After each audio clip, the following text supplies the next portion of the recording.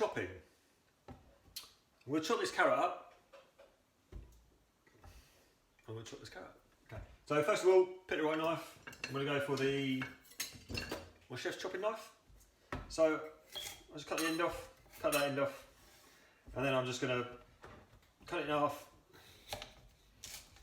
and then just chopping. So I've got my knife like this, and I'm going to use a rocking motion, like so, just to chop the knife quite roughly into larger pieces. So again, we do it that way. So chopping, I'm using a rocking motion, like so. Just like that. Not too worried about the sizes, just chopping it out. Chop. Rocking, yeah. Okay. And there we go. And that's how to chop the vegetables using the chopping knife.